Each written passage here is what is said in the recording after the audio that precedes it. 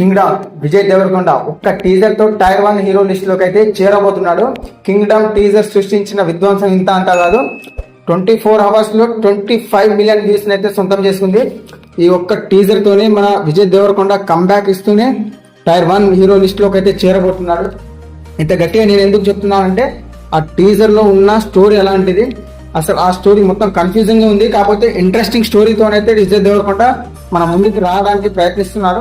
ఆ టీజర్ ని 0.25x లో చూస్తే మనకు కొన్ని డీటెయిల్స్ అయితే కనబడ్డాయి. ఆ డీటెయిల్స్ ఏంటో మీకు మీ ముందు నేను ఇప్పుడు చెప్తా, క్లిప్స్ పెట్టి చూపిస్తా చెప్తా. ఫస్ట్ వచ్చేసి ఈ క్లిప్ ని చూస్తే హైయర్ సెక్యూరిటీ ఫోర్స్ అని అయితే ఇక్కడ కనబడుతుంది మనకు. ఇది శ్రీలంక బార్డర్, శ్రీలంక మరియు ఇండియా బార్డర్ దగ్గర జరిగే ఫైట్.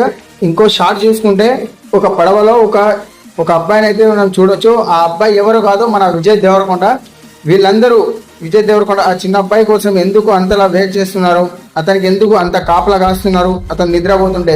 సో ఇదంతా స్టోరీ చూస్తే, ఇదంతా మనం సినిమా చూస్తేనే మనకు అర్థమవుతుంది.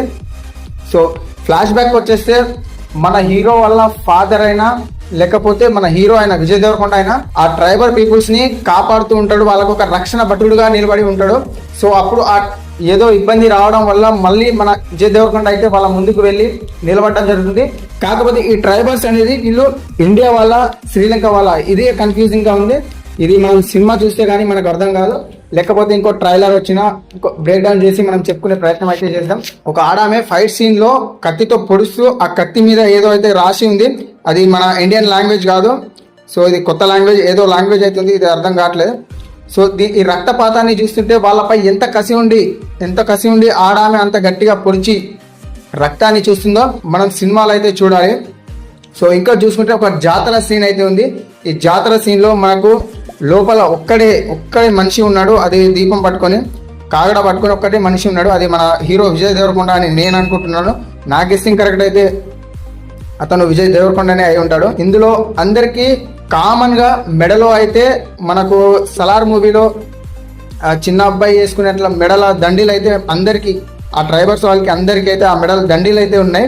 సో ఇది వీళ్ళందరికీ ఒక ట్రైబర్స్ వాళ్ళని సూచించే దండీలో లేకపోతే వాళ్ళ ఆచారమో తెలియదు, కానీ వీళ్ళందరికైతే ఒకటే రకమైన దండీస్ అయితే మెడలో ఉన్నాయి.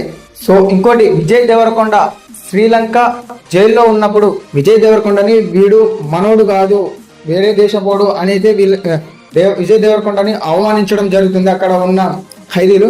అందువల్ల విజయ్ దేవరకొండ చాలా ఎమోషనల్ అయి చాలా గట్టిగా అరవడం అయితే జరుగుతుంది. ఈ షాట్ లో మనం చూడొచ్చు అది. సో ఇంకొక షాట్ లో క్లుప్తంగా మనం చూడొచ్చు, అక్కడ ఉన్న ఆర్మీ ఫోర్స్ విజయ్ దేవరకొండ నడుచుకుంటూ వస్తుంటే